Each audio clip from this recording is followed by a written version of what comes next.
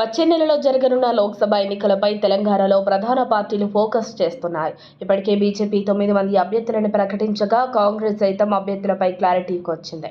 BRS అధినేత కూడా నేతలతో సమీక్షలు చేస్తున్నారు. అయితే టికెట్ల ప్రకటన వ్యవహారం కమలంలో కల్లోలం రేపుతోంది. పారాషూట్ నేతలకు టికెట్ ఇవ్వడంతో ఇన్నాళ్ళు పార్టీ కోసం కష్టపడి పనిచేసిన వీళ్లు అసంతృప్తితో రగిలిపోతున్నారు. ఇప్పటికే కీలక నేత బంగారు శృతి సీఎం రేవంత్ రెడ్డిని కలిశారు. ఆమె త్వరలో కాంగ్రెస్ కూటికి చేరనున్నారనే ప్రచారం జరుగుతోంది. మహబూబ్ నగర్ టికెట్ విషయంలో డీకే అరుణ, జితేందర్ రెడ్డి మధ్య ఫైట్ నడుస్తోంది. జితేందర్ రెడ్డి ట్వీట్స్ చూస్తుంటే టికెట్ దక్కకపోతే ఆయన కమలం వీడటం ఖాయమన్నట్టు పరిస్థితి కనిపిస్తోంది.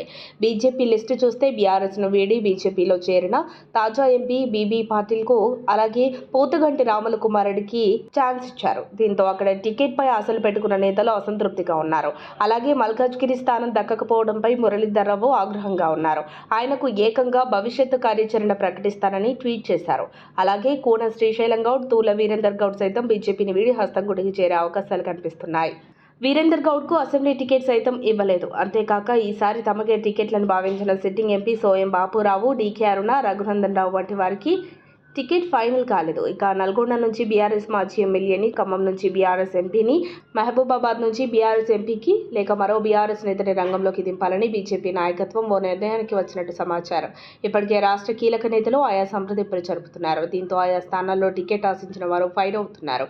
టికెట్ దక్కకపోతే హస్తంగుట్టికి చేరాలనే యోచనలో అధిక శాతం మంది నేతలున్నారు.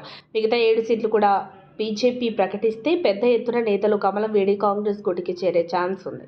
మరిన్ని అప్డేట్స్ కోసం మా కాయ్ టీవీని సబ్స్క్రైబ్ చేసుకోండి.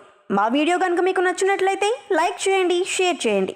మీ విలువైన అభిప్రాయాలను కామెంట్ బాక్స్లో తెలియజేయండి.